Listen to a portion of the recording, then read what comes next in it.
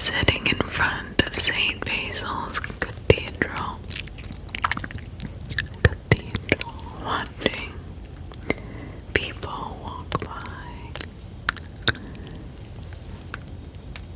When I asked her what she made of some people staring at us from about 30 yards away,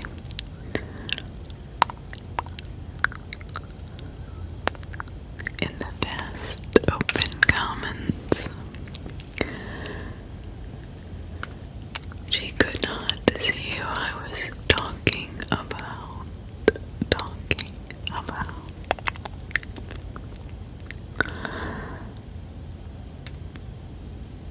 So I gestured towards them, trying to be subtle, but again, she seemed unable to pick the people out from all the other tourists and gawkers on the square. Tabby, look, I said, pointing to a man and woman standing with their two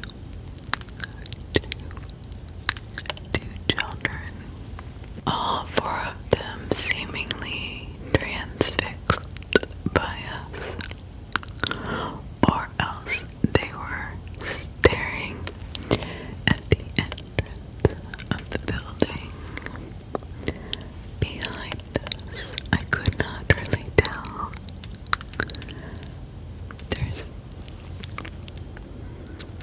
The parents were in their 40s, possibly. They had a little blonde girl and a boy in a wheelchair, about the same age from what I could tell. Possibly they were twins. Tabby could not, for the life of her, see who I was gesturing towards. She looked confused and started kind of giggling, and I laughed as I stood up and started to walk towards them. Tabby, in a lighthearted way, she was giggling too.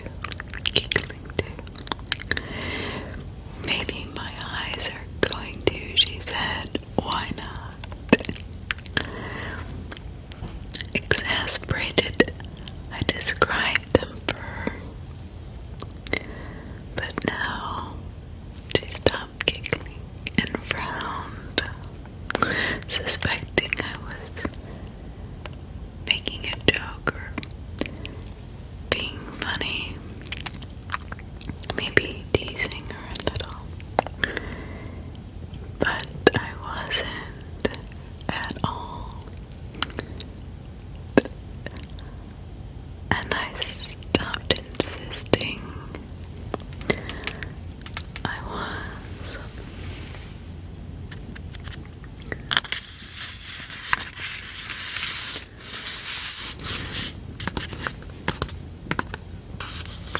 I was very confused now myself, and I did not want to upset her.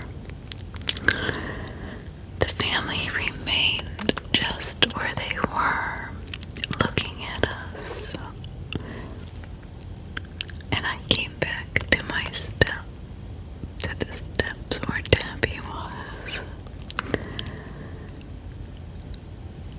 feeling very strange.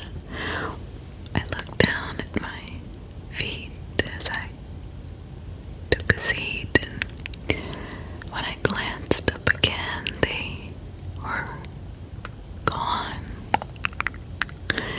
disappeared into the tourist crowd. But there were not that many people to just swallow them up like that.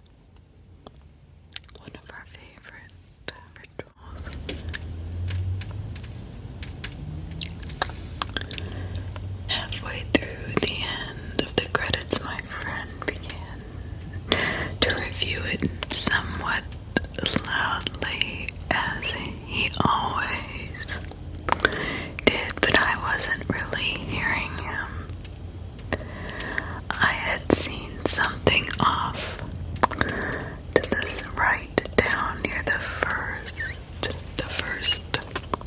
row. Down near the first row.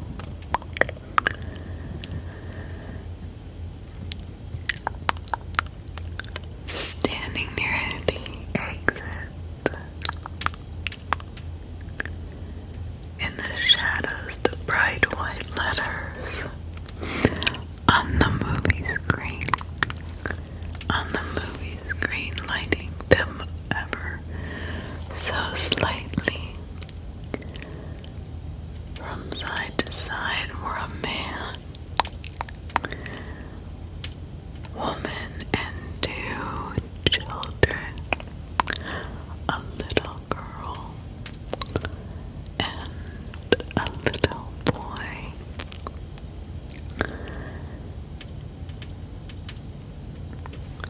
The little boy being in a wheelchair. Exactly the same family I had seen with Tabby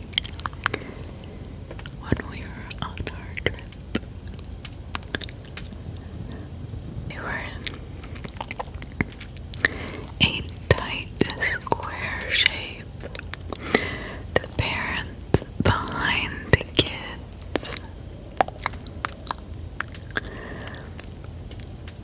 looking at me as the seconds passed.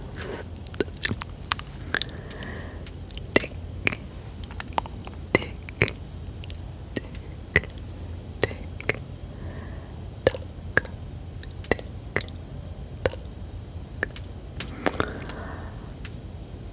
When the lights came on, I stood woozy and feeling a little lightheaded, as my friend Owl kept asking me what was wrong. What is wrong? He kept saying, but I just couldn't focus in on him. But in pulling on my arm, he had caused me to look back at him, and that was all it took for the people to disappear.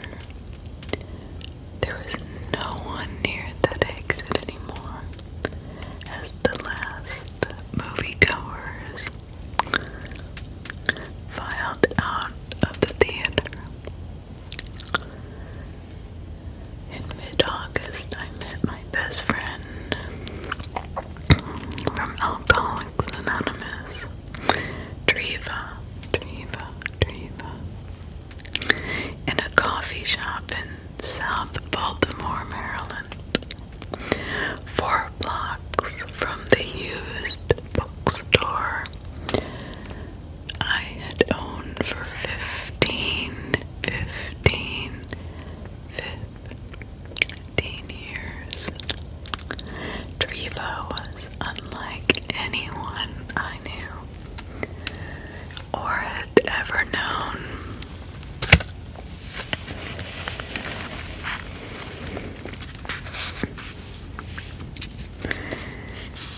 She would be turning 85 in the spring, but she had more energy and savvy and style than most women half her age have. If she ever slept, I never knew about it. She was out dancing 4 nights a week and liked to stay out late at dinners, regaling people from our AA meetings with stories of the 3 decades as a stills photographer for Warner Brothers. Though through the mid-70s,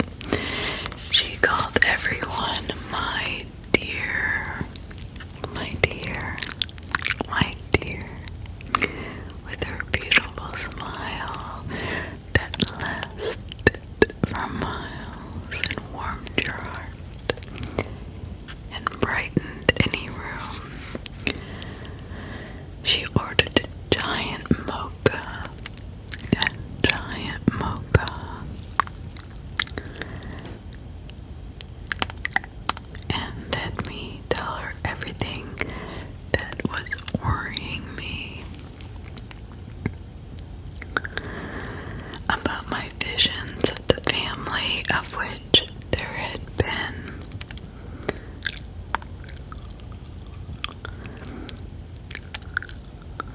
a third vision the week before. As I walked through the outdoor Irish festival in Patterson Park. This time I had been just plain frightened. I had run toward them through a very light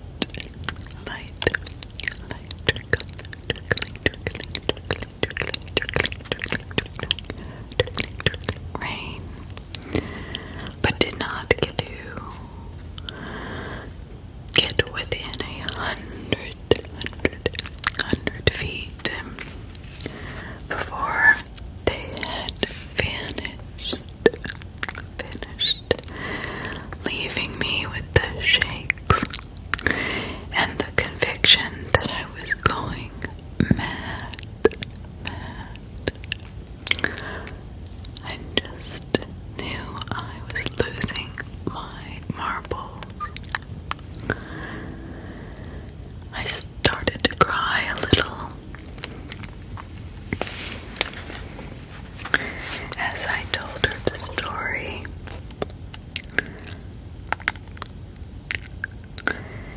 Because now my sobriety was being tested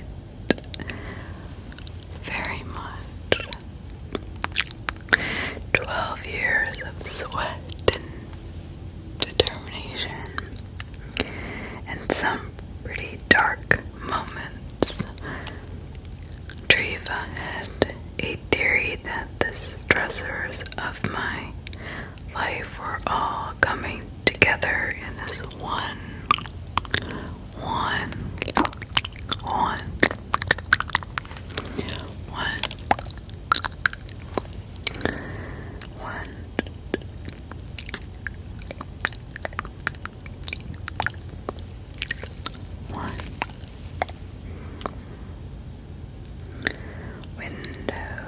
window of time. My sister's slow fade toward what felt like an inevitable death. The financial struggles of the store. My ex-wife's remarriage.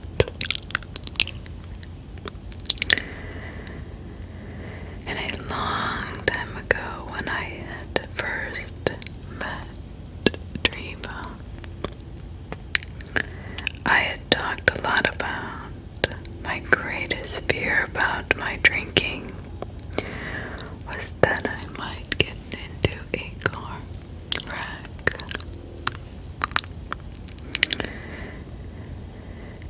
Seriously injure or hurt or even kill somebody.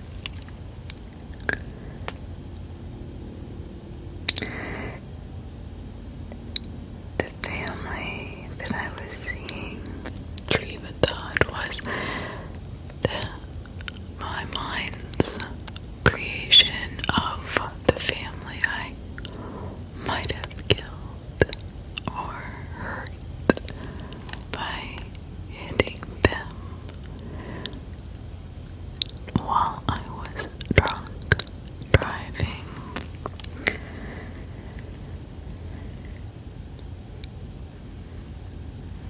That I was so afraid of destroying a family, so afraid, especially under the influence, that I had created this family in my mind as all the stress came down on me.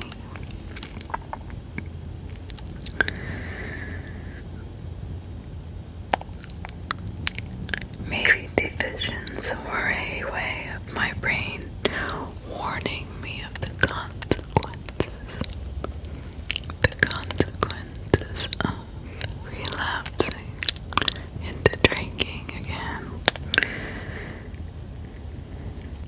I ever lifted a glass of wine or a scotch to my lips. To my lips.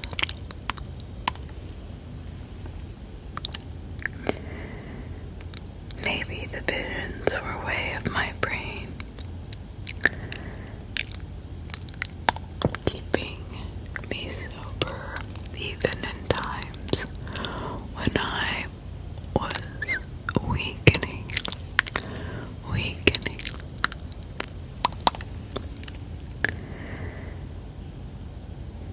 It made so much sense to me, and it made me feel better. It made me feel a little better for the moment. The next time I saw Driva, she was beside me at my sister's funeral. Tabby had gone more quickly than any of us had anticipated. On August 21st, she had gotten terribly weak at work, and 5 days later she lost consciousness for the last time, and that was it. The end of my beloved sister's life. Only 44 years old, and it was so bizarre and strange because the day of her funeral was so incredibly beautiful. 74 degrees and the kind of blue sky that did not actually let any sun through the patches of white clouds. Just the way I loved it. Such an anomaly that Driva made me promise I would never forget that little detail about the day Tabby was buried. But I would remember something else about that day, when the people who had gathered began to break apart and walk through the cemetery back to their cars. I went in the opposite direction from all of them, needing to be alone.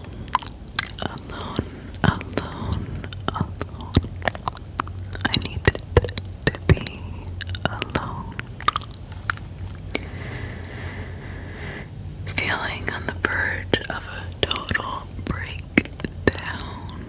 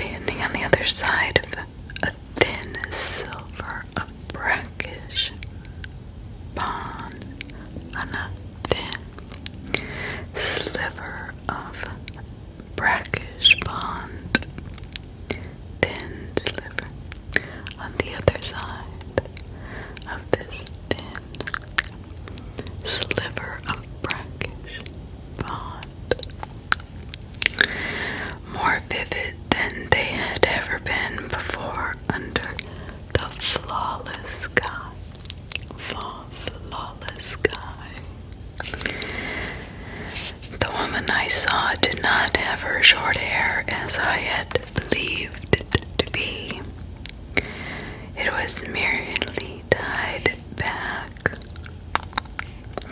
The man was not completely shaven. Their clothes were so plain and dark, and they almost looked like Mennonites.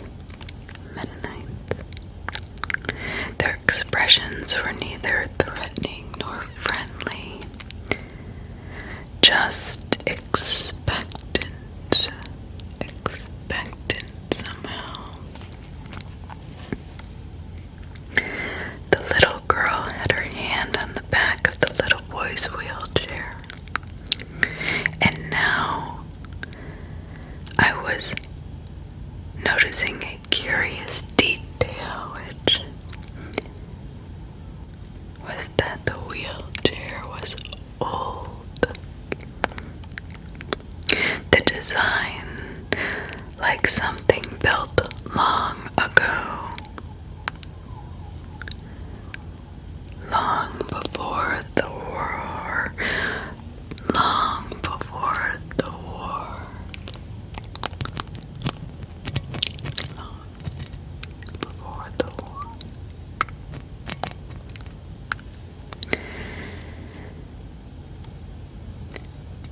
Even before the memorial I stood within was even built, a wheelchair made of iron and wood. I stepped out of the mausoleum and called out to them. This time I asked them what they wanted. Of course, there was no response. Not that I expected one, but... And then the tears came. Not like I had expected. They really came. Just pouring out of my eyes. Fogging my sight.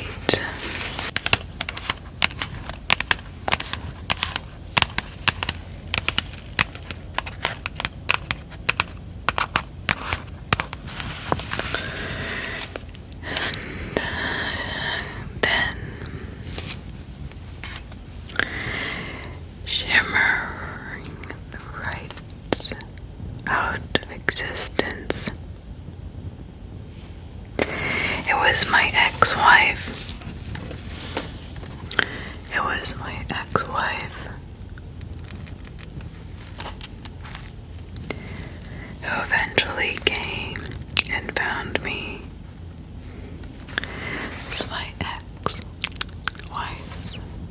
eventually came and found me.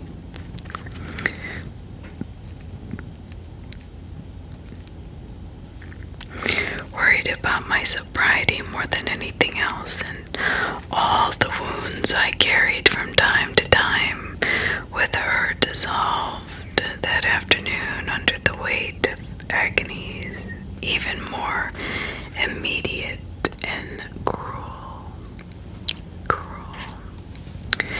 Thus began the medical chapter of my ordeal. Suspecting myself, subjecting myself to whatever tests anyone could think of. Psychiatrists wanted to prescribe me something, of course, some pill, some medication, something. Some pill, some medication. I mean, that's what they always wanted to do anyway. They each had their own theories, of course,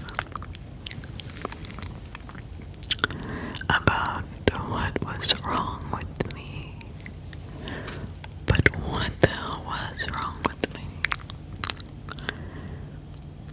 One told me to read up on something called Charles Bonnet syndrome.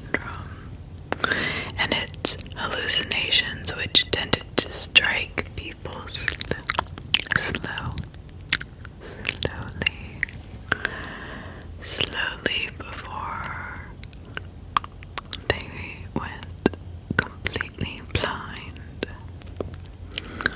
Another wanted to approach my visions as a symptom of schizophrenia. I had to pay out of pocket for a CAT scan because no one would officially recommend it. So there was no medical necessity, and my insurance would not pay without a prescription for one. It came back completely clear. It took only a few weeks for me to feel I was quickly exhausting those somatic possibilities. I went to do AA meetings a day to keep me from thoughts of drinking, and Driva was always around for me. Driva was always around for me.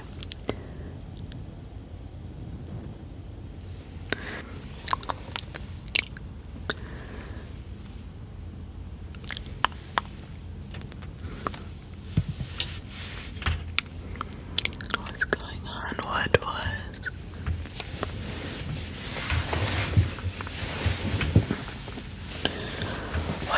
was really going on with me was what was going through my head. Did not stop me from seeing this family again and again and again. Nothing stopped. Late on Friday night, I was in the dirty storage unit on the top floor of an old apartment building in Federal Hill. It's where I get my store's financial records.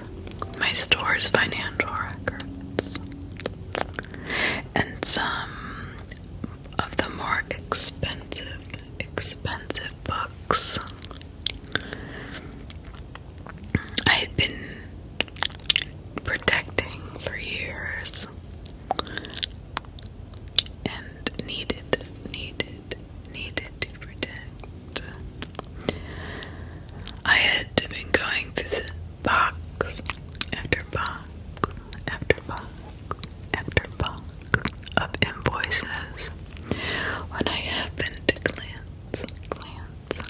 glance through the window that looked downwards at the park.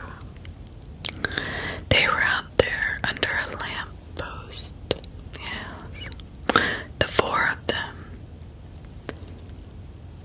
My family, the one that has been following me now. I looked away immediately this time. I just could not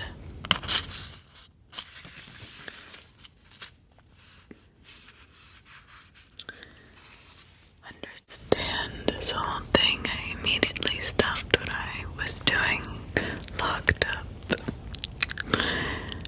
took the rickety elevator to the first floor. The rickety elevator, and walked directly to the pub Dog on East Cross Street. I sat at the bar with a club soda and drowned myself.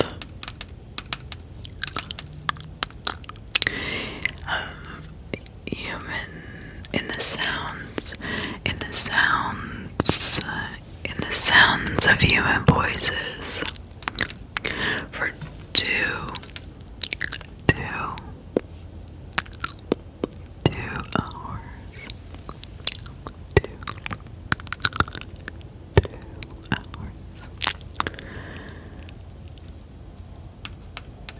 And then I went out and walked into that park. I stood in a place exactly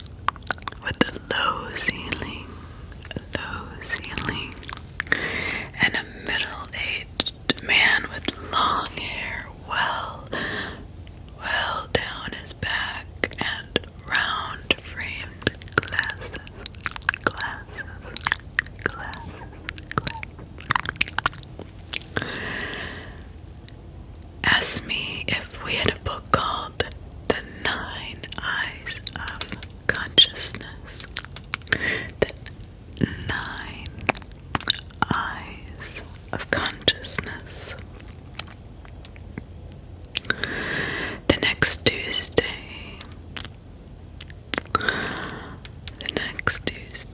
this is all taking place, and after that experience that I almost lost it there with the family and again in the park now, this stranger with the odd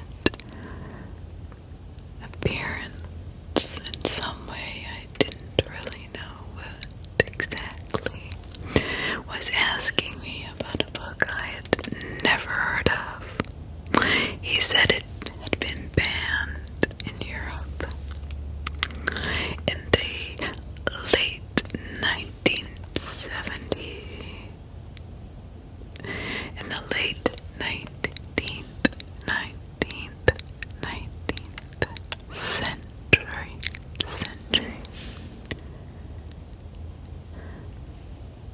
The late 19th century.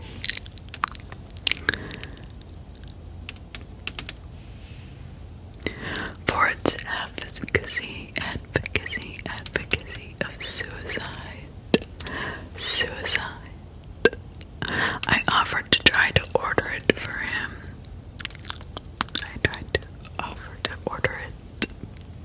But he said he had been on that hunt for a while, and had only found a copy in the past through scrounging through college libraries and used bookstores. Standing there in a withered trench coat. A withered trench coat.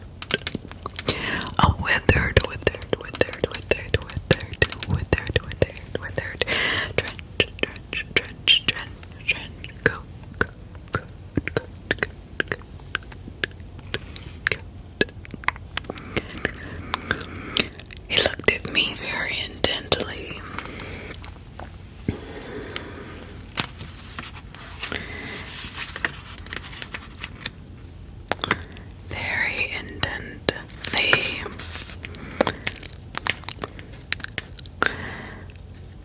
There was a little unnerving.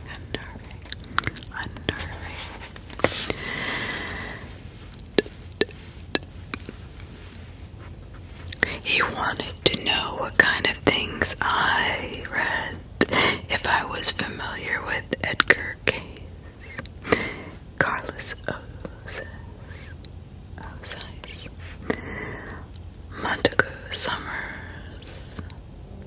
Before I had to break away from him at the sound of the bell over the front door of the store, he told me he had like to roll the glass for me some time. What's that? I asked.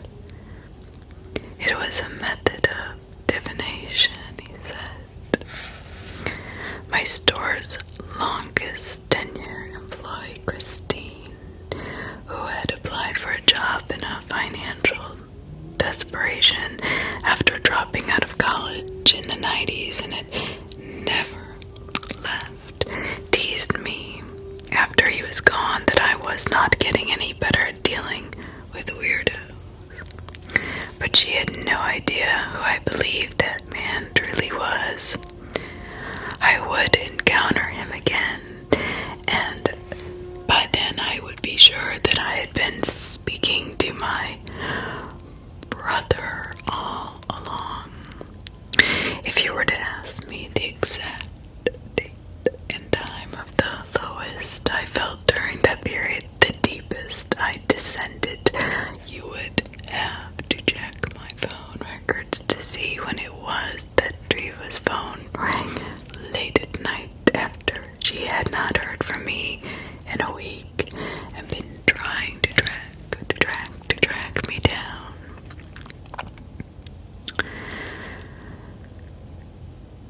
Worried by the way I had seemed so depressed, that my very speech seemed to be slowing.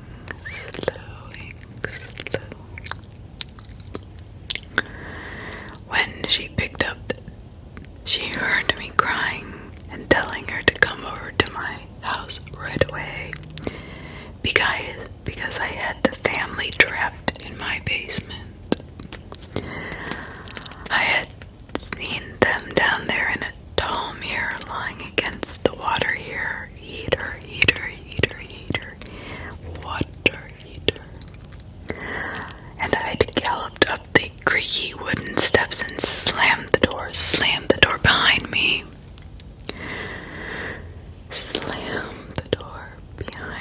Terrified at how close they had come, getting only the fastest glimpse before I lost my nerve and fled.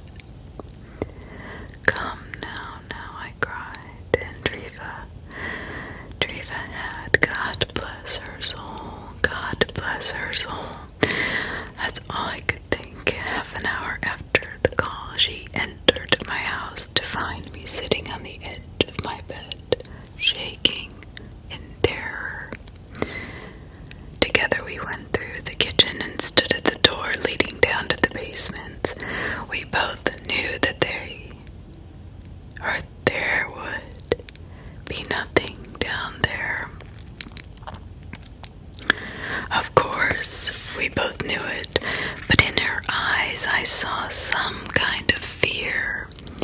There was something there. I had never seen that in another human being. It wasn't fear for my sanity. She was afraid of what she might see. I opened the door and we started to descend down the creaky wooden stairs. But I had to stop after 2 steps. I shut my eyes tight and asked her to go ahead of me. Pleading for an 85-year-old woman to face something I did not have the guts to. I felt no relief when she confirmed that the mirror reflected only the empty basement. That did not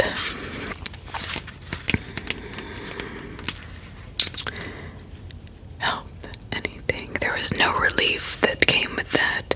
The fear was still miraculously intense. Only the empty basement and a treadmill I hooded years before. I opened my eyes. I approached.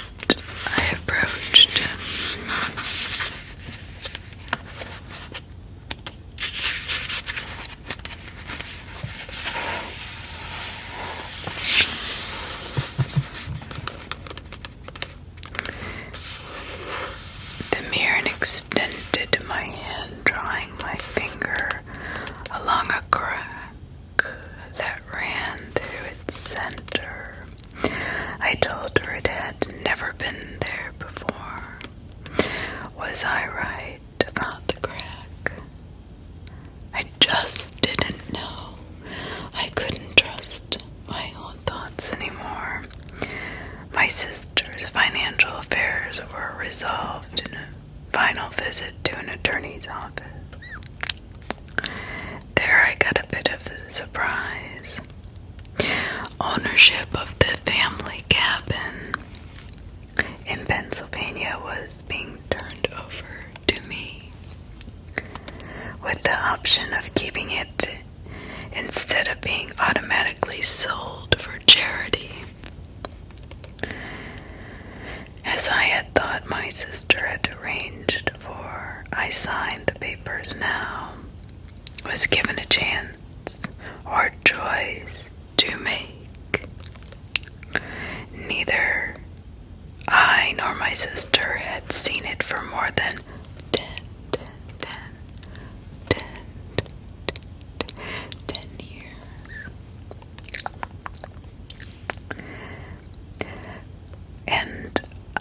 was sure it was falling apart at the seams, kind of like myself.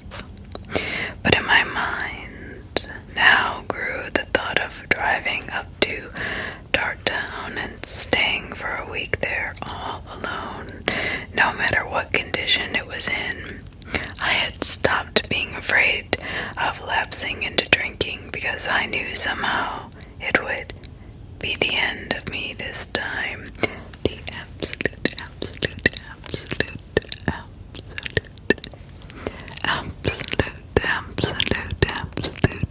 end of me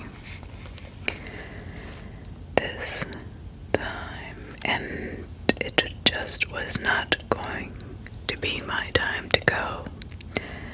I would not have it that way. But there was something new compelling me to live, and that was the mystery I had found myself in. I had been finding myself in. Yes, I found myself in finding that self, and finding myself, and that finding myself in this mystery. I was in this mystery, yes. Fear had left, and now I had a renewed desire to live. That resonated in my mind as I sat in that attorney's office that day. I started to have the feeling that the family wanted something of me, from me, wanted from me, of me, about me, with me, in me, something wanted. Certain physical details of their faces still eluded me. But their expressions did not. No. Their expressions of humility and sad longing.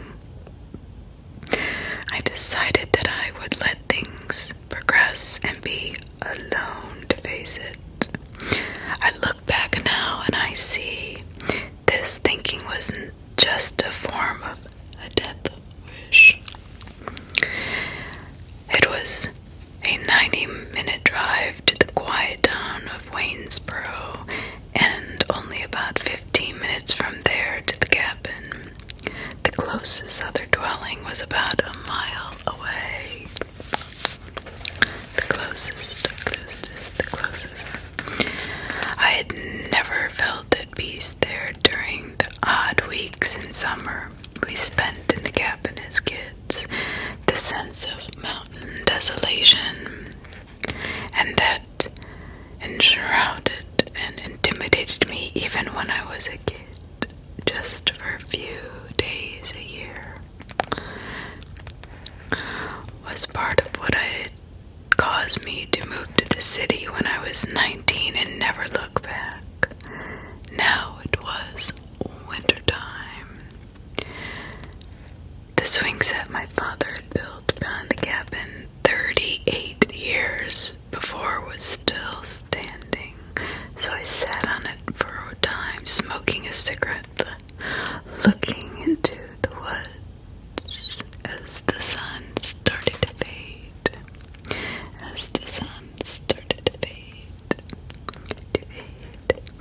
With the trees so bare I could see all the way to the withered remains of the historic blast furnace, whose purpose and origin I had never fully understood,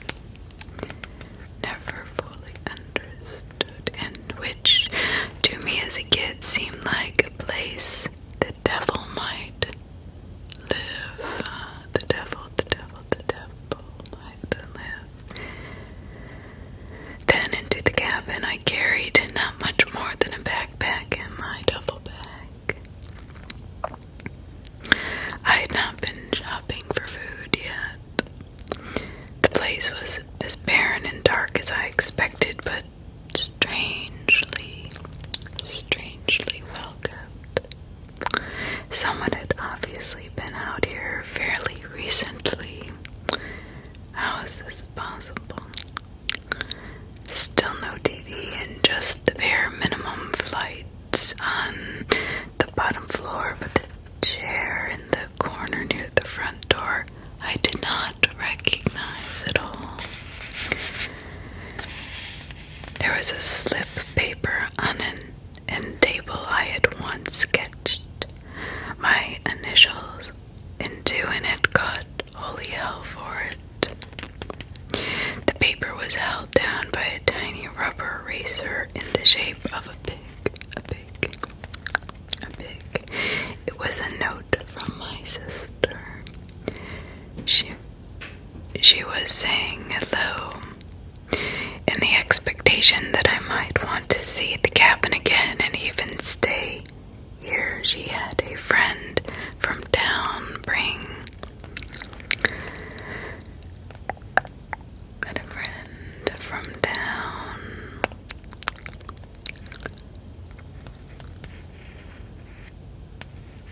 in a couple of new pieces of thrift store furniture, and his service had come in and dusted a bit.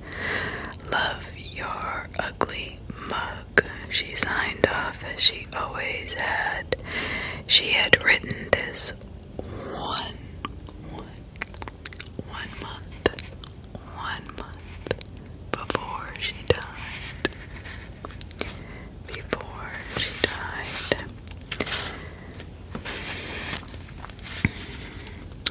When I had finished having my tears for the afternoon, sitting in that poorly upholstered chair I had never known before, it was almost dark. I got up and I started to go into the kitchen before I turned the corner into it.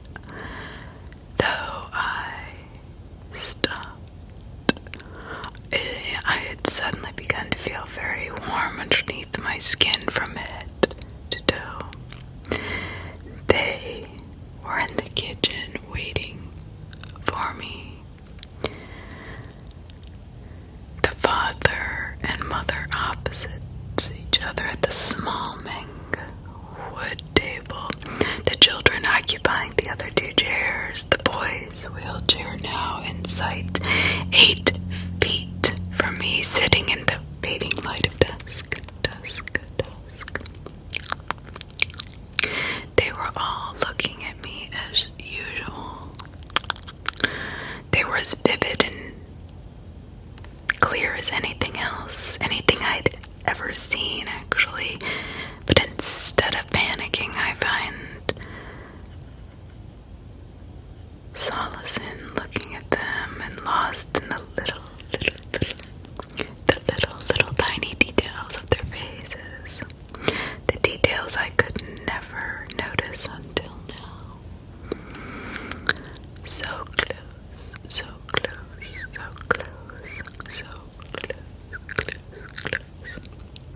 The father graying around the temples, his beard already growing back from a morning shave. It seemed he was very skinny. His clothes were loose, and of those of a laborer from a time long past. But he did not look like he was built for it. So skinny. The wife's hair was more brown than black, which had been in my first impressions. Her eyes, her nose, her ears had been seeming very small. The little girl's plain brown dress had been patched on the left shoulder.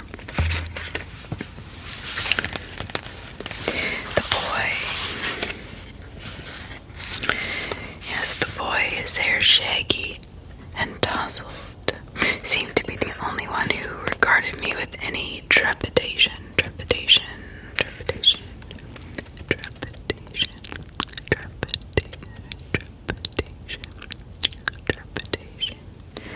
The others were merely, I want to say, content with my presence. I stepped forward. I paused after that first step.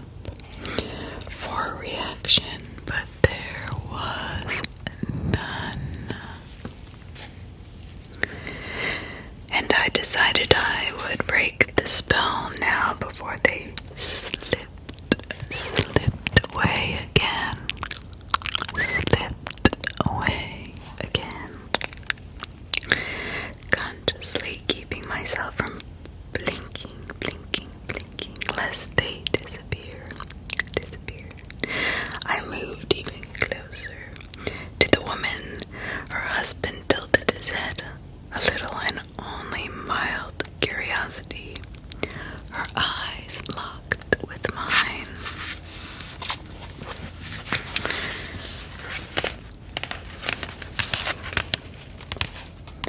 When I was confident that she would never move, I reached my right hand slowly out to the woman's shoulder, and I touched it. She was warm, like a real person would be.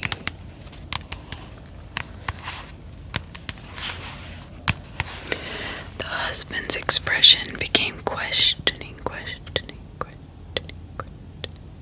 The little boy only looked down at the table now as if being scolded, and the wife suddenly looked so desperately sad, so pained, that I lifted my hand shamefully.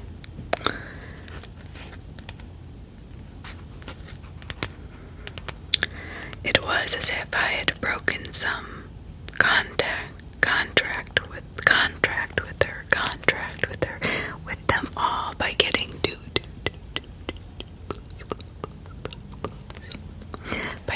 close. This was not what they wanted. I had hurt them. I backed away, turning my palms upward in an apology. Gently I reached to my left and turned the light switch on, and that was all it took. And that was all it took to send them back into their world beyond this one, leaving 4 empty chairs and an empty wooden bowl in the center of the table. The one from Crate and Barrel I had bought for my mother for Christmas when I was in college. 7 weeks later to the day Treva woke up in her small apartment in Fells Point and made up her mind to drive to Darktown. Despite my assurances on the phone that I was okay, I had simply decided at some point that it was better for me to stay up there and keep going with my voluntary retreat until spring, and that I was still going to the AA club in town every 3rd day. She just could not believe I was okay anymore.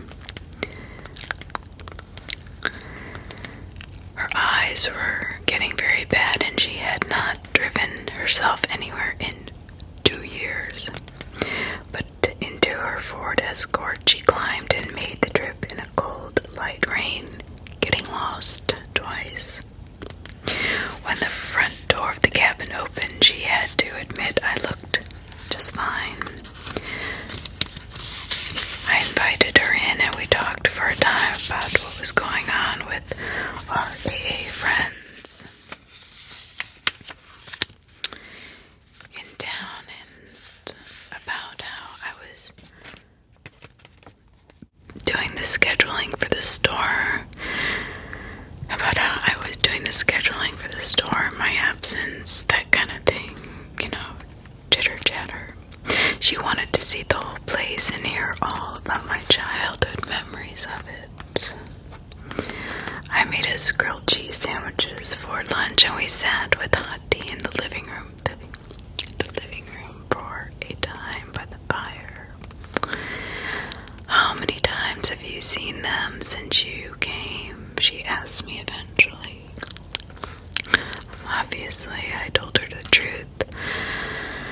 I saw them at least twice a week now in various parts of the house and the land behind it. And even subtle things had changed, where before had been the disturbing focus of their attention. Now it felt like they had comfortably taken up residence in the cabin, and when they appeared to me, it was like watching a theatrical scene from a pioneer family going about their daily business at their homestead. Though they never actually did anything, sometimes the children sat together in the smaller of the two bedrooms upstairs as if they had just finished playing. I'd seen the man and wife standing together and looking through the trees with coats on. I'd gone into the horrid, dark, deep basement once and turned on the light to see the husband hunched over the old rolled-up desk my father had picked up at a flea market and meant to refurbish. The man's head was in his hands and he was thinking, concentrating. Very slowly.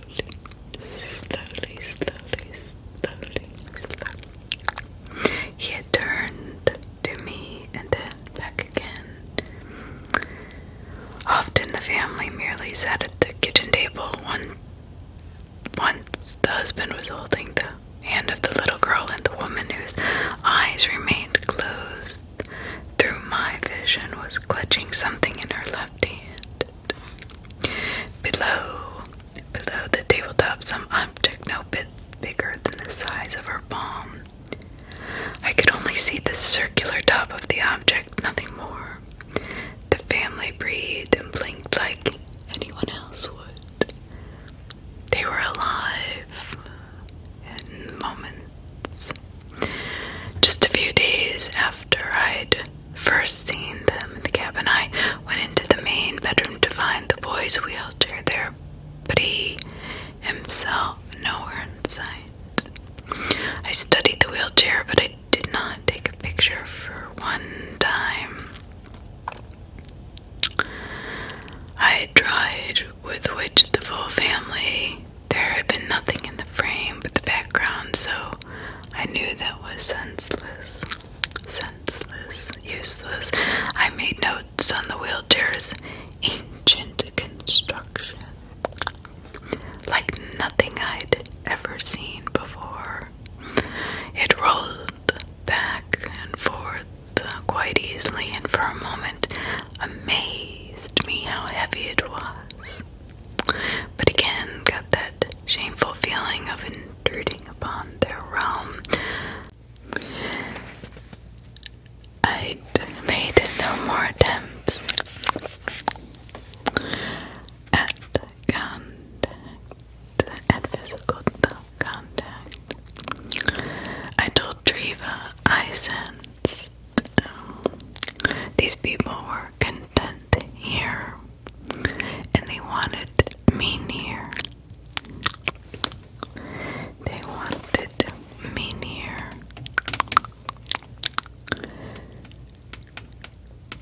I had given up aggressively pursuing the situation, and I felt I would just leave at some point to see if they followed. And if they did, then that would be a different story. And if they did, I would guess that part of the reason I did not want to return was my dread that it would prove I could never be rid of them. It was strange, I developed a fondness for them. A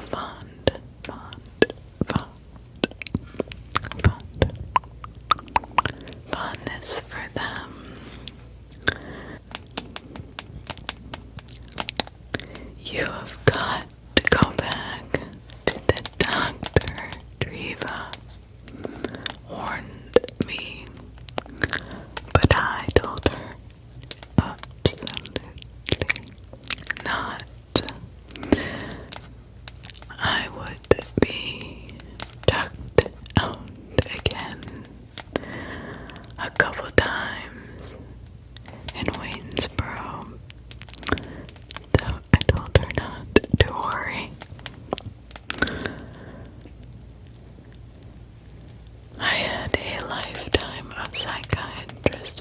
decades ahead of me. I knew that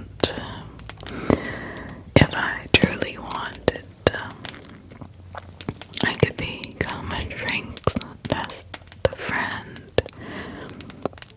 But for right now, I wanted to be within myself. I did not have an urge to drink. Actually, I had an urge to live. I had something interesting in my life to live for. Treva left me with a hug and the promise that she would call every day now, and I did not dissuade her. I waved goodbye to her as she slowly,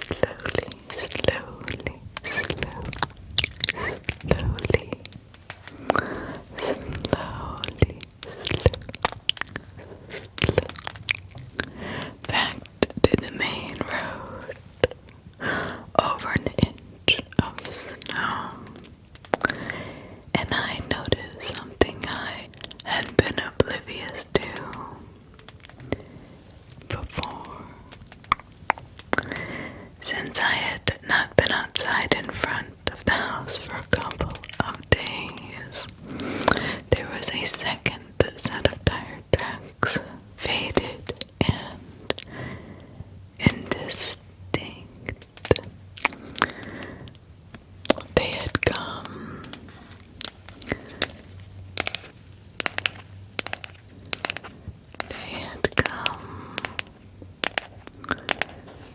to my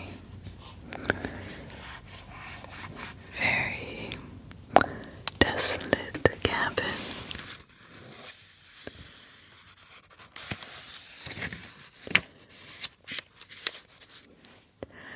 Only about halfway up the driveway, and at some point then stopped. They just stopped, as if someone just wanted to see the house. Maybe established that it was not empty. I don't know. The night after that, I finished reading Daniel Durando and decided to go into town for a turkey dinner at an old favorite place,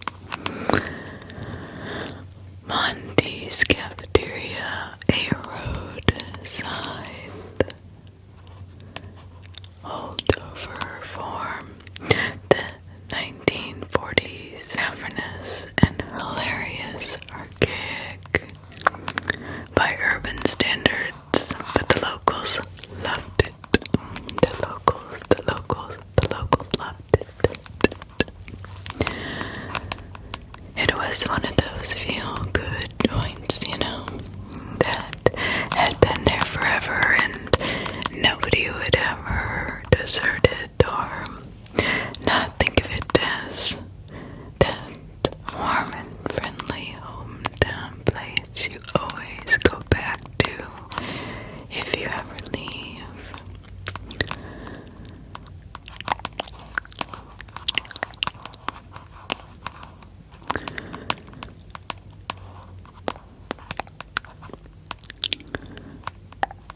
If you ever leave, I was there every other night when it was very quiet. I had taken my seat and cracked open a biography of Maxim Gorky when I looked up and saw someone standing on the other side of the restaurant. Someone standing on the other side of the restaurant. A face just familiar enough to cause me to linger on it for a moment. It was a middle-aged man in a curious round framed glasses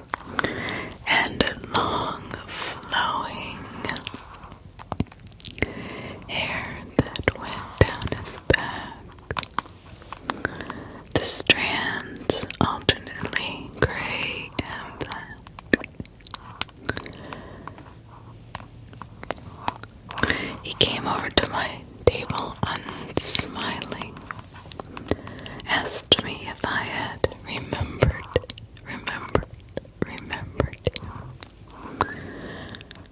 Aside from our encounter at the bookstore, which had only happened one time,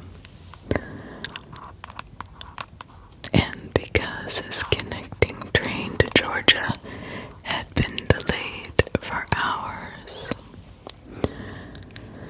I had not seen or heard from Uriah since I was 5 years old. He had run from us at the age of 16 and never came back.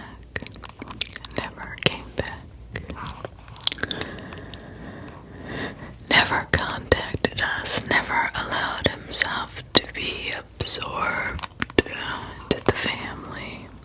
A strange family tragedy we all simply forgot about or accepted. The facial resemblance to my sister had been the only thing that stirred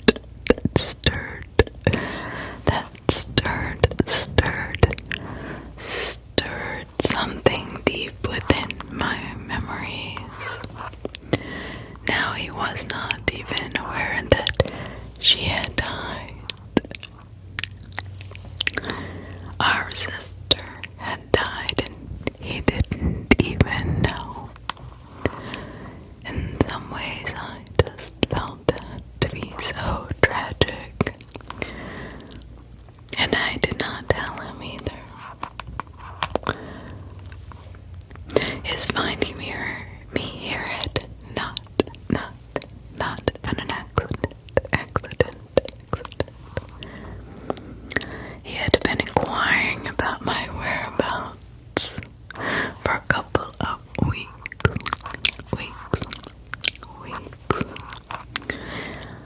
And on this night intended to sit in the sad bar in the adjacent room, waiting to see if I might show up.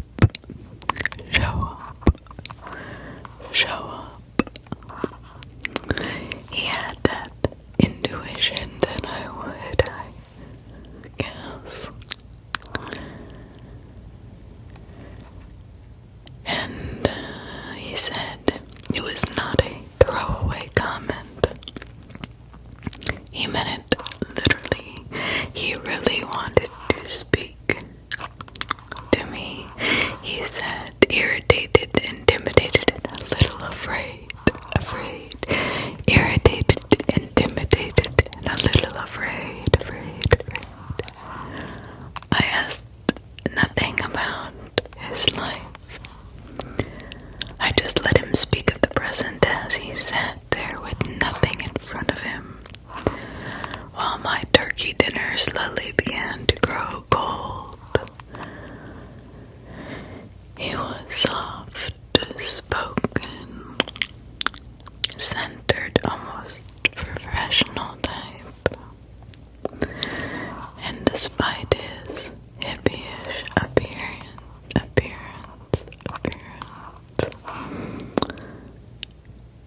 here I am. Asked me to put aside our blood connection for now and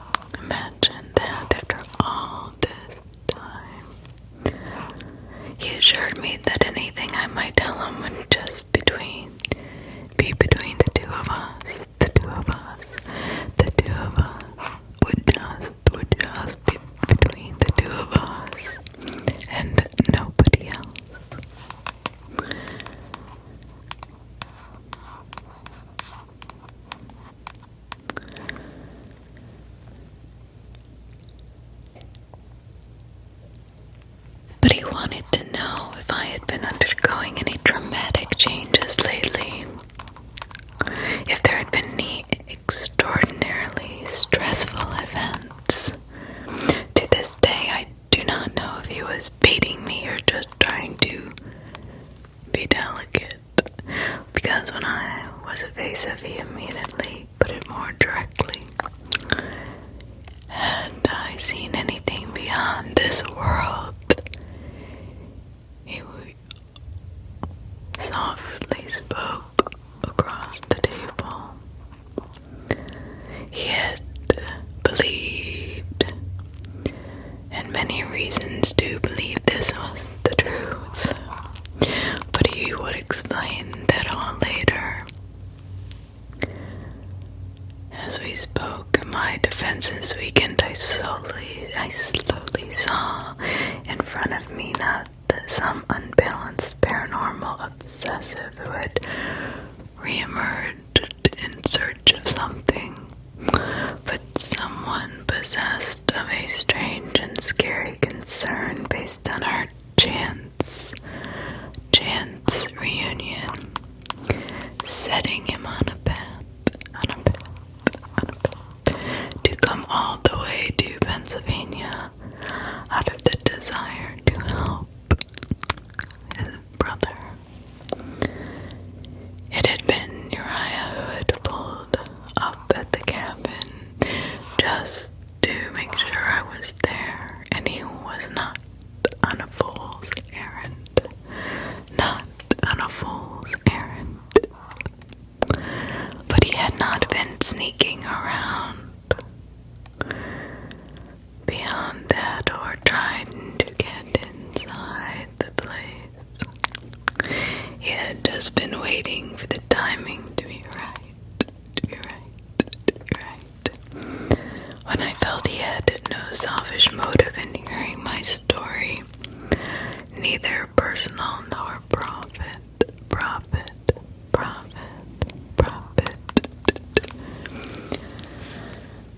I decided it was safe to tell him the entire story. The family, the rate of their appearances, their attitude towards me. He took it all in thoughtfully, never questioning. He said he had read more and studied more about things that frighten people, frighten you in his years of isolation and ostracization.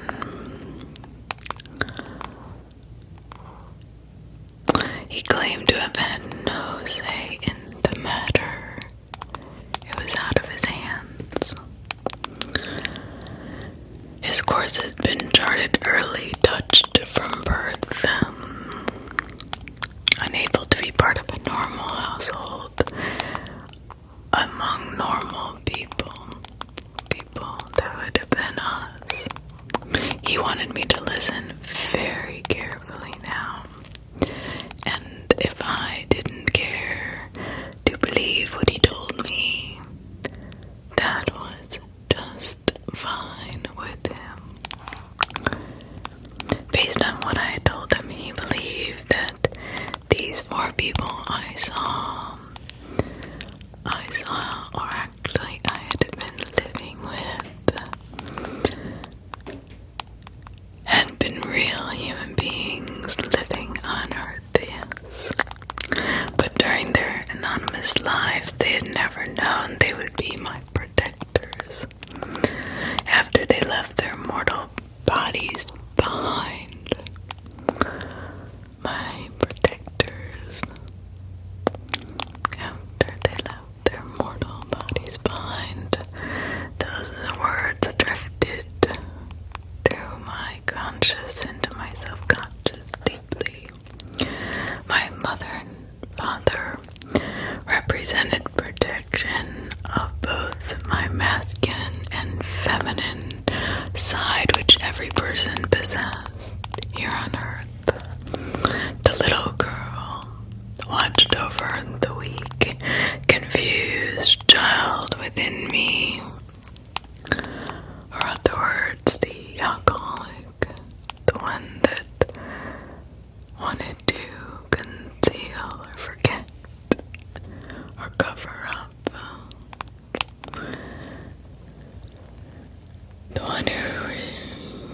resisted the realities of age and the enormity of free will. The little boy in the wheelchair stood watch over all the crippling infirmities I carried inside me. Their archaic clothing, their hair, and their desire to be in a place far removed from modern things. These all told us that they had lived, yes, that they had lived. They had lived. They had lived, lived. They had lived, they had lived, they had lived. They had lived on earth, on earth, on earth, on earth, on earth, on earth, on earth.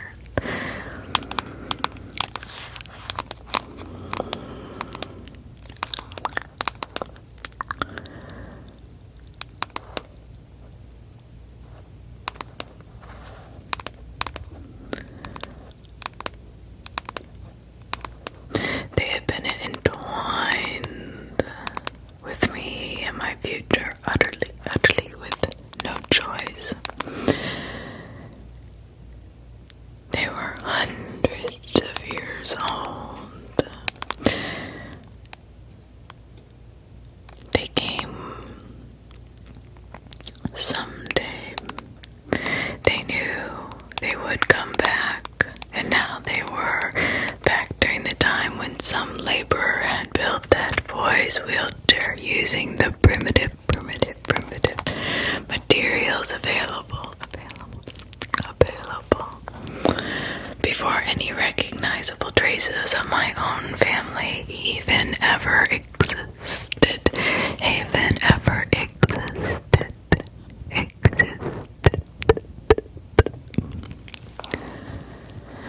Now,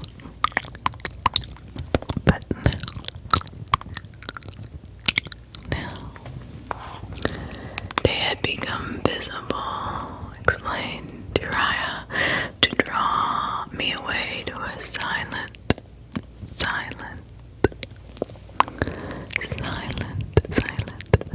place where I could think clearly, and learn to be unafraid. I could learn to be unafraid.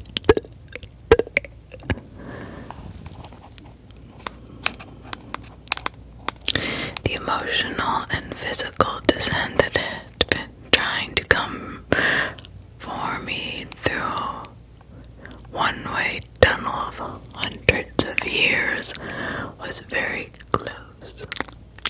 And I had to be strong because the family could not be my strength much longer.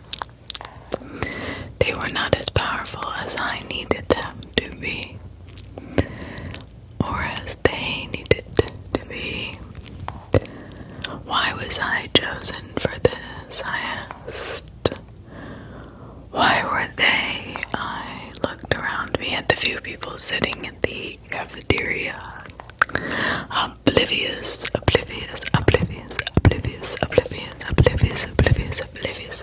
to our conversation.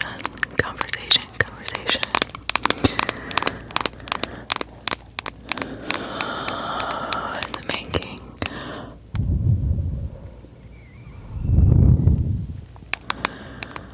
Me slightly uncomfortable and a little lighted. Uriah unfurled his hands on the table, palms upward,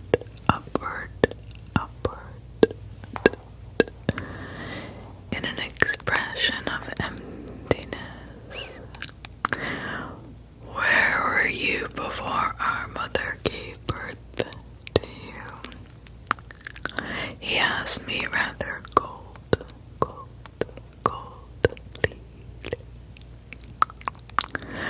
All he could do was learn the tales of others written in books and it took years to find and years to comprehend.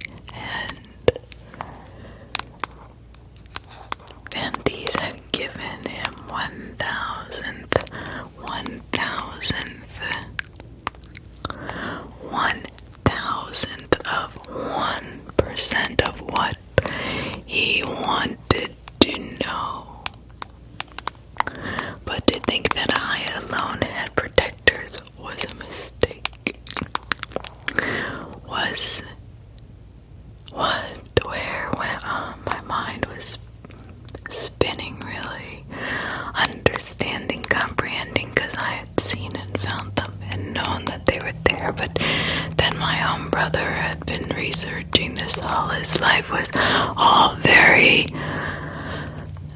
strange and eerie and lonely in some ways. What is the thing that will take you down? He asked, and I told him, drinking. And he said I had to never ever take one drink.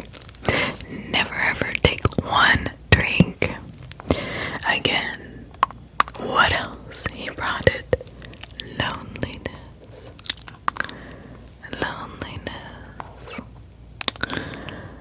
Then find somebody to love. Find somebody to love, Uriah said. And you can be well. You've been so close to falling far. Suicide, a car wreck by the man, woman, daughter, and son means you're so close to being. And then he said it. The words I thought I'd never hear from any mouth, let alone my long-lost brother. He said, you're so close to being well. That word bounced off the insides of my mind, echoing far beyond my comprehension. What I wanted Uriah to tell me right now was how he had first known I was in danger and had a story to tell. He explained that once in a while, as he lived his daily life, someone would stand out to him from the crowd. Glow, sort of. Not often, though. Very rarely, but every few years, maybe longer. Someone with a certain look about them. But now he was evasive in explaining to me what exactly drew him to me.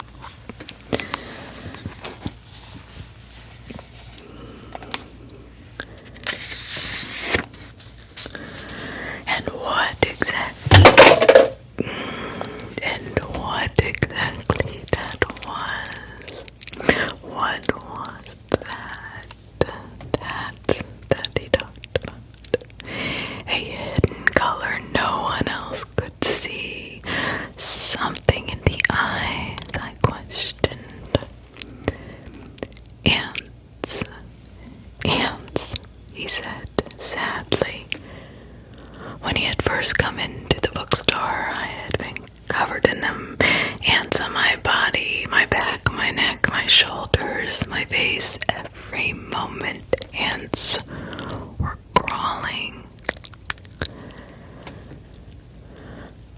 So many that even the family resemblance could barely be seen through them, and he had gone away still thinking I might be a stranger. And the ants were still there.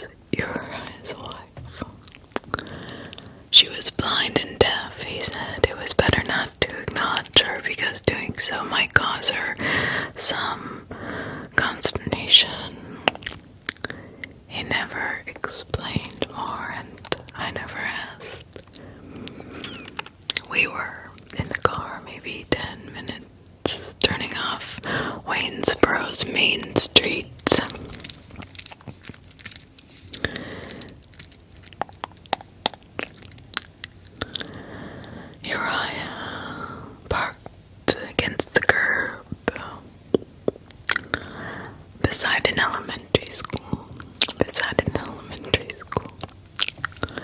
Uri had me carry a heavy black sack. A heavy black sack.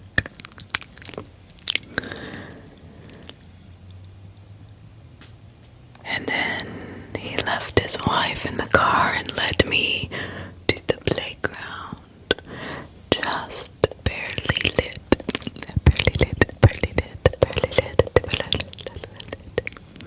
It was paved in smooth gray cement. Smooth gray cement. Smooth gray cement. Gray cement that was smooth, that was smooth. Gray cement that was smooth, that was smooth, that was smooth. Smooth, smooth.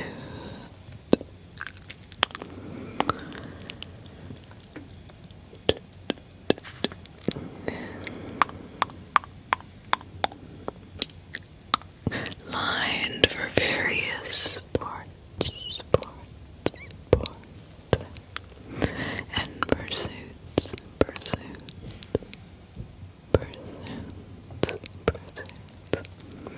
We stood in the cold and he told me to put the sack on the pavement and reach my left hand deep into it. We parked against the curb, walked into the playground, and I reached into a deep black sack. My mind was spinning around and around. I did as I was instructed. The sack was filled with what seemed like marble, small and perfect glass spheres that were inexplicably warm. Inexplicably warm. To the touch.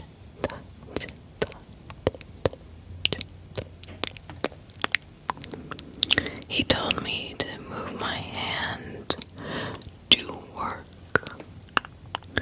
and into the accumulation and grab a fistful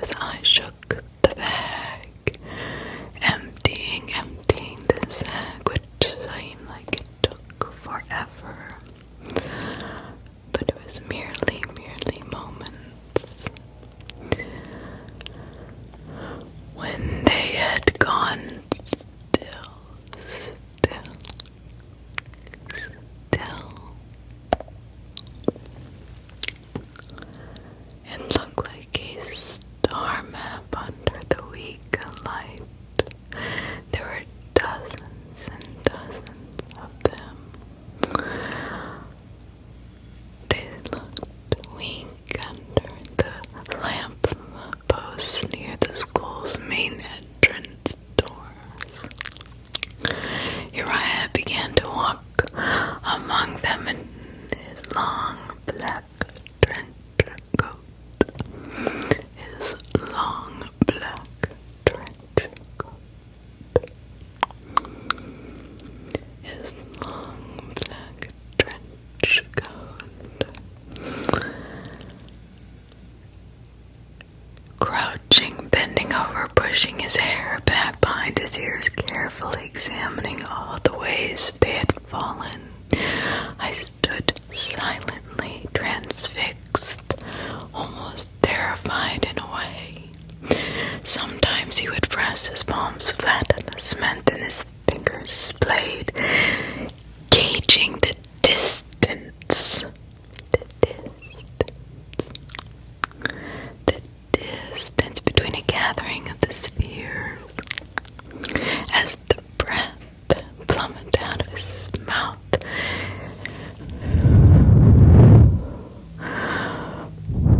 was very cold. At long last he stood fully and told me that what I was looking at was not necessarily the future, but an aspect of the present which might be hiding from me. The family is there, he said, bringing me close to a strangely flawless circle. Strangely flawless circle of all white spheres, with one yellow among the four. It was extraordinary how perfectly the square had formed a 1 in a million shot, I thought. One sphere for each member of the family, yes. But why is one color different than the others? I asked, and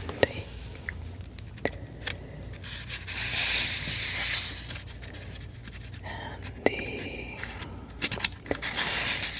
frowned, visibly disturbed. He frowned, visibly disturbed. I don't understand that, he said. I have never seen that before. One of the family is not quite like the others. The sound of a truck going down the quiet road nearby shook him out of his reverie. Its headlights splashed across Uriah's little car, and I could see the silent silhouette of his wife sitting in the front seat, motionless.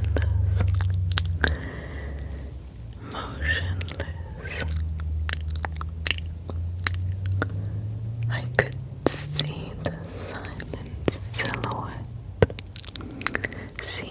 silent silhouette.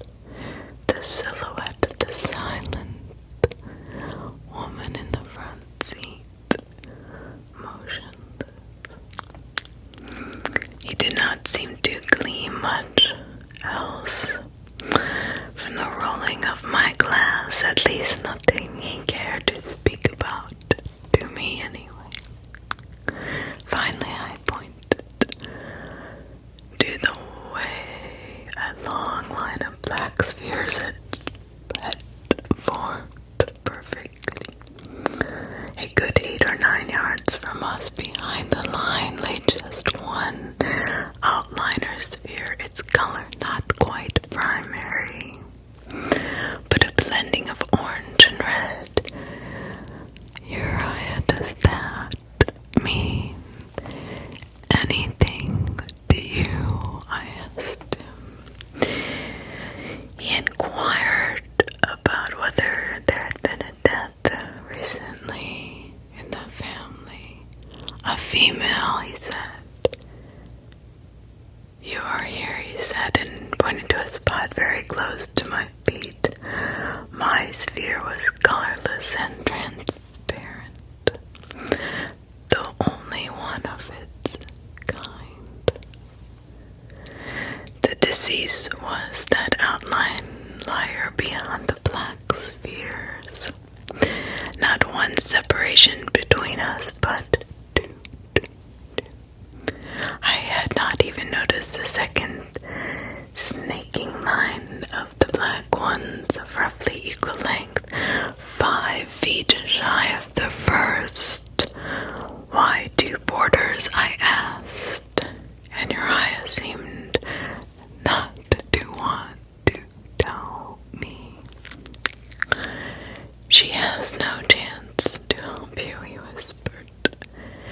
She's gotten too far away. You won't even have any dreams of her, so don't ever expect them.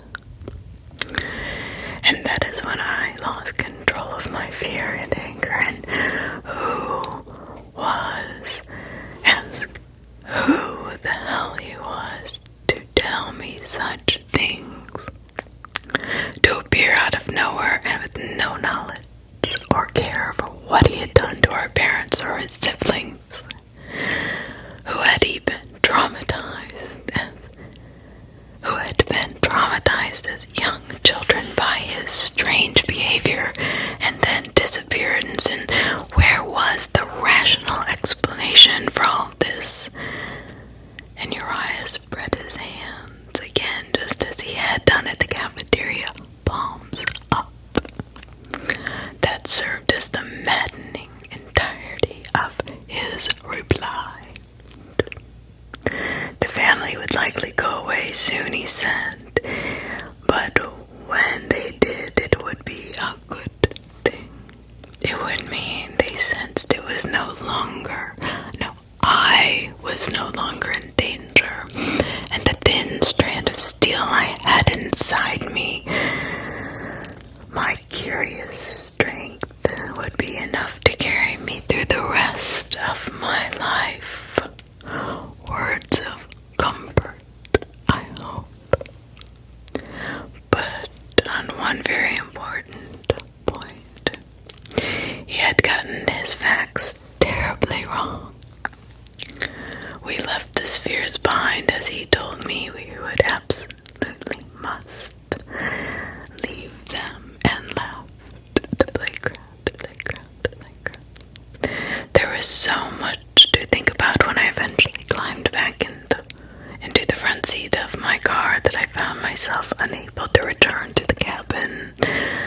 Not that night. I could not take the thought of maybe seeing the family in the semi-dark upon entering. So I stayed away. I drove up and down country roads, listening to the radio at full volume. I checked into the motel in Chambersburg at 1 a.m., but sleep did not come for me. I took a hot shower, stared at my haggard face in the mirror, paced back and forth,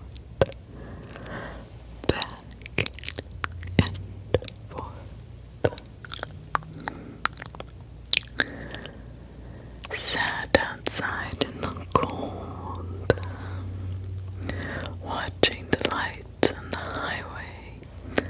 I timed my drive back so I would arrive at full daylight.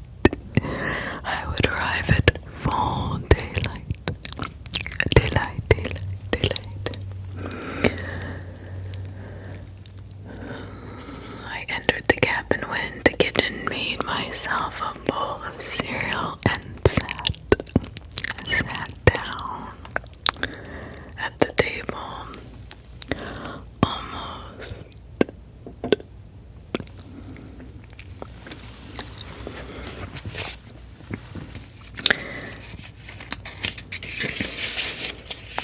falling asleep right there when I happened to look through the window.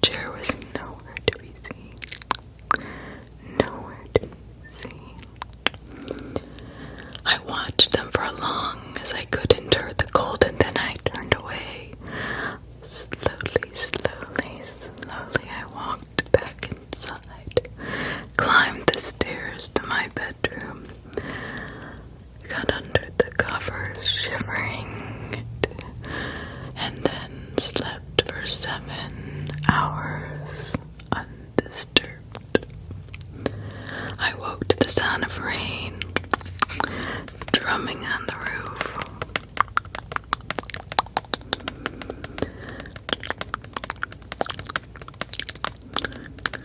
Drumming harder on the roof. I stayed in bed as long as I could before hunger drove me downstairs. It did not seem right to be up and around when there'd been a death in the family. One I didn't understand. It was not until 2 days later that I went out into the back of the property, to the place where the grave had been dug. Now, of course, there was no sign of a seam in the earth. Nothing at all. There followed the longest duration of time I had gone without seeing the family since I had arrived at the cabin. 8 days I had not seen the family. 8 days. That was a long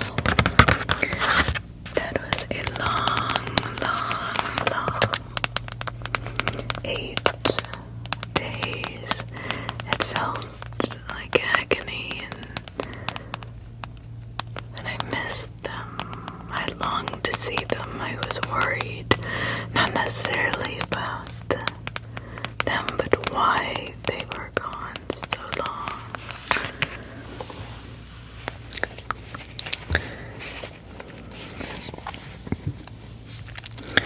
In that time, I found myself going into town a lot, hoping to see Uriah again, but I never did. I spent more and more hours on the financial matters of the bookstore, figuring out ways to save it that I had missed back in the sweep of my regular life. The silence and the lonely hours had made me more productive and creative. Silence will do that. I read as much as I could. During my lonely adolescence, I began to write, but a man named Gabriel Petrov, who was capable of things I was changing.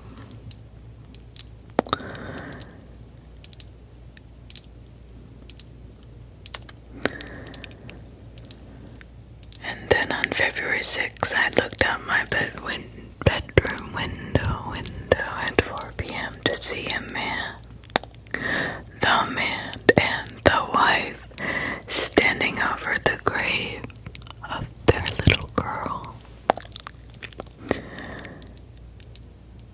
The same place as before, but for the first time, I saw the man was touching his wife. His hand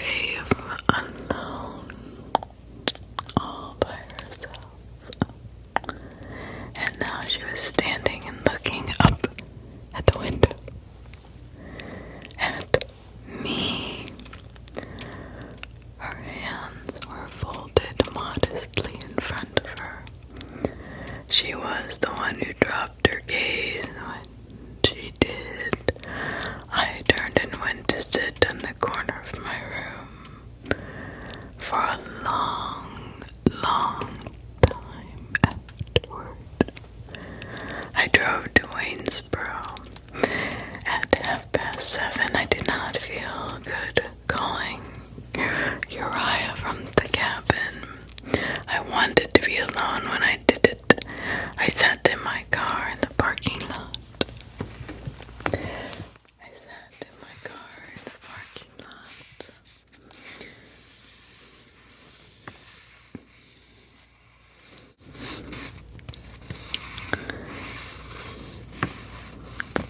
Of a canoe rental place and dialed the number from a scrap of paper he had given to me when we last met.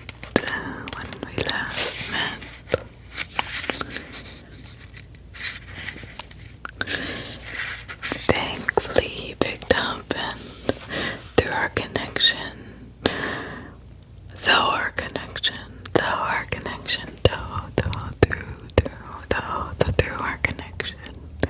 it was very poor. He was somewhere very, very far away. I explained to him what had happened. He could not hide his confusion. On one hand, he believed he could be simply the family's way of fading from my life, which was a good thing. If I had sensed my healing had come such a long way, they should leave.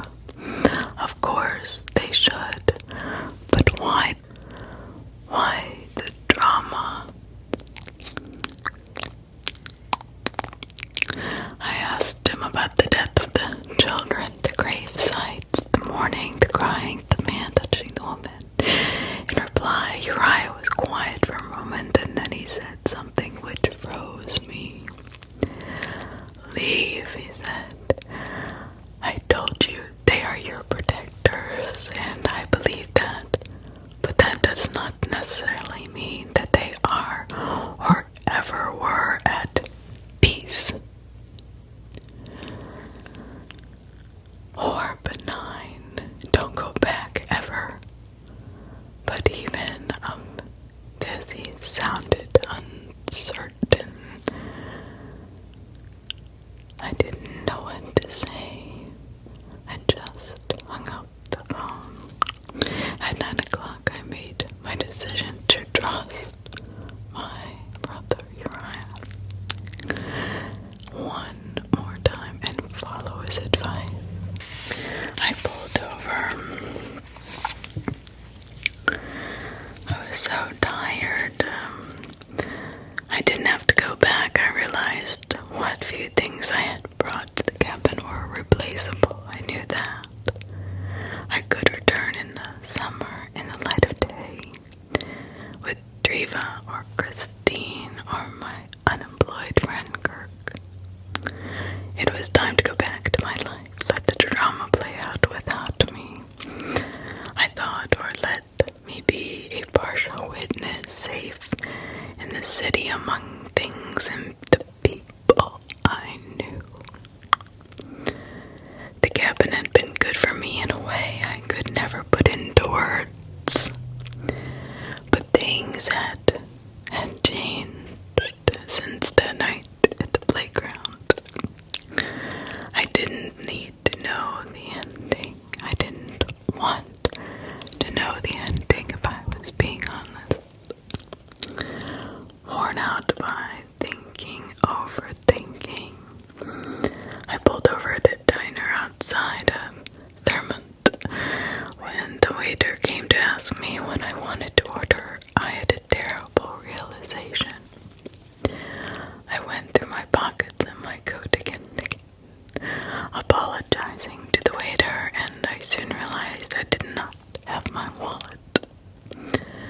I had left the cabin in such a state of confusion and paranoia that I had only taken my keys and gone. In my wallet was my cash, my cards, my ID, everything I needed to exist. even one night away, I did not even have enough gas in the car to make it back to the city. I can't say that even during the dark days of my uncontrolled drinking that I left my wallet behind anywhere. So I went back after all, weakening as I went. I dialed Uriah's number. Maybe he could go with me, but a message kept telling me the number was not in operation, which I knew to be untrue. It was kind of a message you hear if someone's blocked you, but that could not be. I told myself he would not have done that. He wouldn't have. Not again would he have left his brother. Again, left his family. I pulled the car up to the cabin as close as I could. I figured I might as well go through the process of loading up my bags now. Once inside, I turned plenty of lights on, and I went directly up to my bedroom, threw my clothes into my duffel bag, then performed a half effort at making the bed. I'm not even sure why I did this, knowing the urgency of my situation. Downstairs in the kitchen, I rinsed the plates and removed some perishables from the refrigerator. I looked at the kitchen table for a time, the 4 chairs placed around it.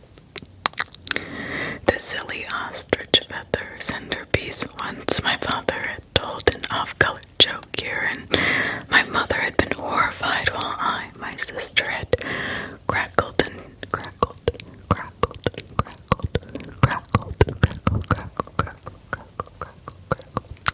until tears.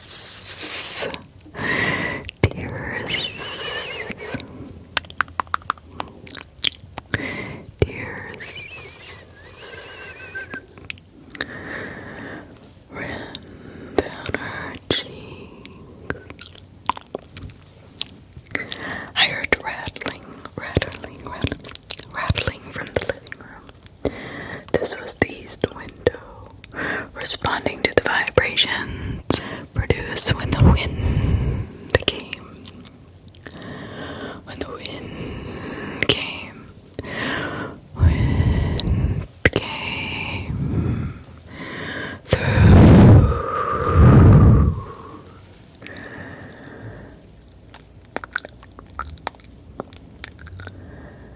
Just so. It didn't do its usual spot.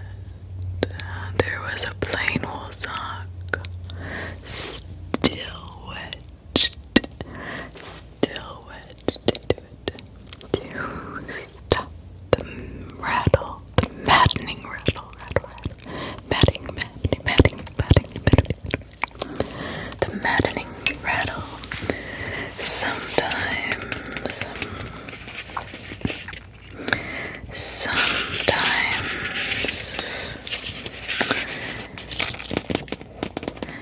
Sometime to be fixed someday, but it never was. Nobody ever fixed that.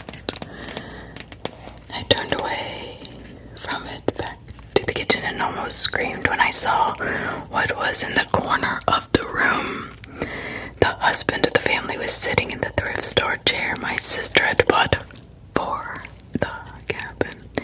He was slumped down in it, and though his eyes were open, he wasn't awake. He stared eternally at the cabin's front door as if he wanted to leave, but never would. One of his palms face up, the other face down on the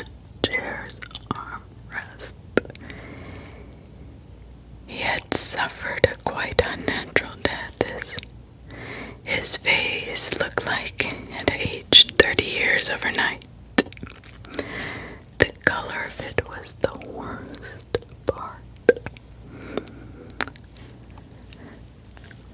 The upper hemisphere of his face above the nose was a dark gray,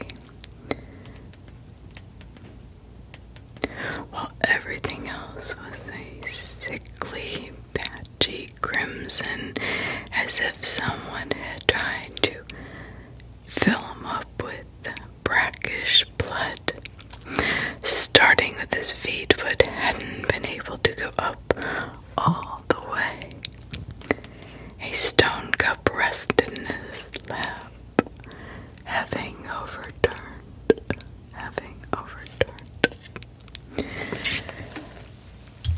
There was a way to stay sane, to get out of there sane, and now I made an attempt to follow that course. I moved past the corpse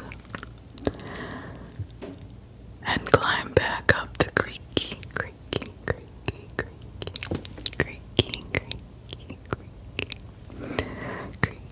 stairs. Then went down the hallway and into my bedroom again.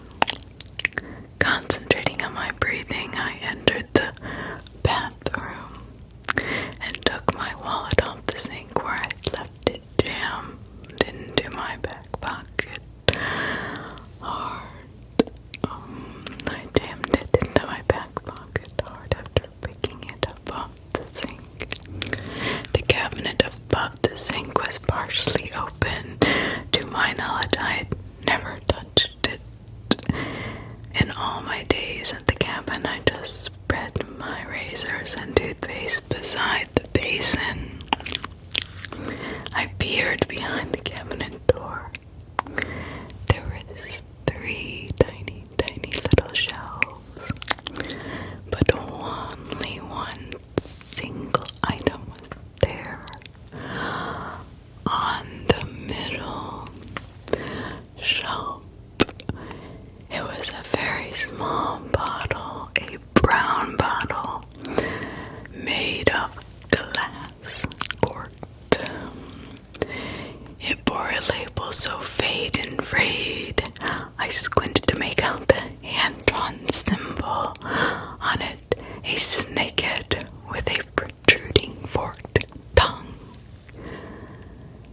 The single word inked by hand above it was Murk.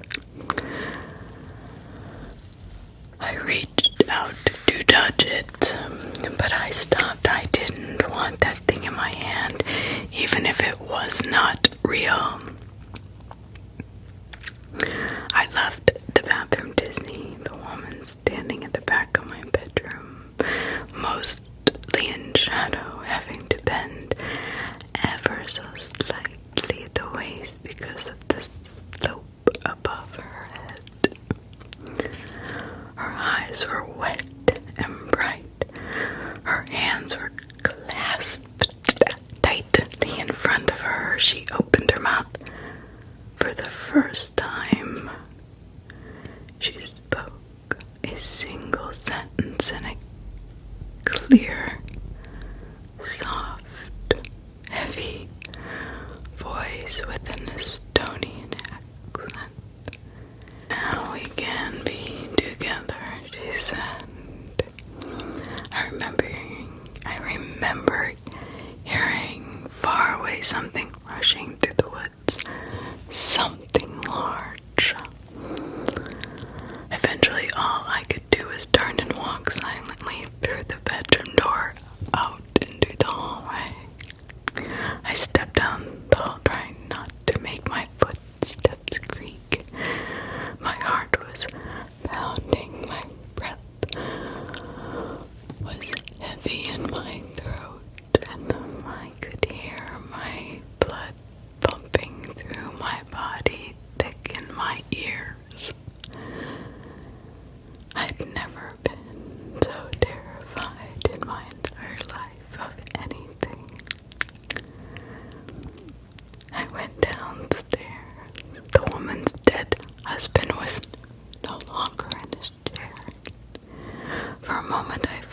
sure that when I opened the door to the cabin, I would be met with the vision of two children with gray and crimson faces, holding hands, the look in their eyes pleading with me to go back in time and save them from their mother. And when I opened the door of my car, I thought, now I will.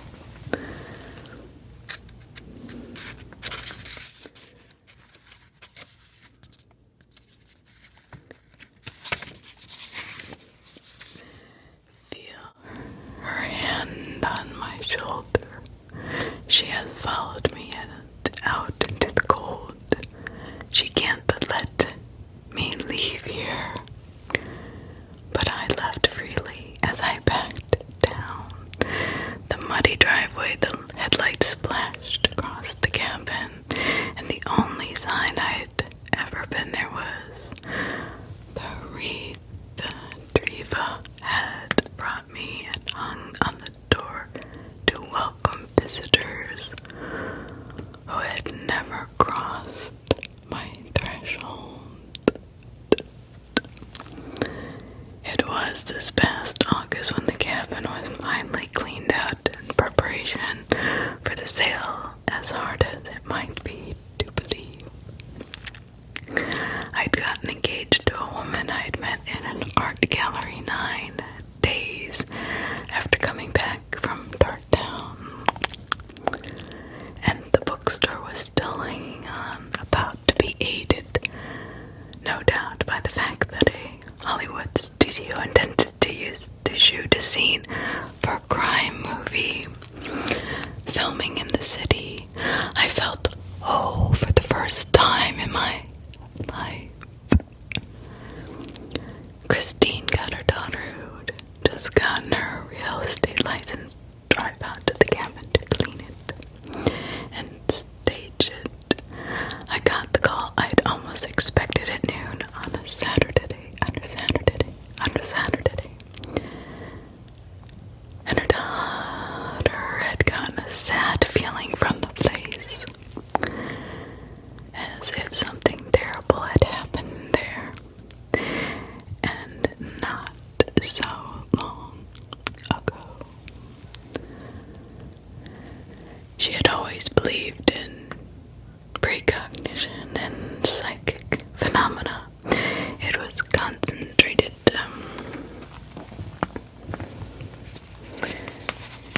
especially in the master bedroom where my parents had slept so long ago. Maybe you have ghosts up there, Christine said. There had been just a little bit of poison left in that bottle. I knew. I think the master bedroom is where the woman probably ended her strange existence in this world so far removed from the one she had known in life. The bed was bigger in there, more welcoming than the one in my room. Sometimes I sit in Patterson Park and I wonder how long she had roamed the cabin alone, despairing. Before she had done it, how many days her poor sick heart had kept longing for me as she tried to deny the monster she had within her. How many solitary days and solitary nights. She sat at the kitchen table with the east window pane in the living room, rattling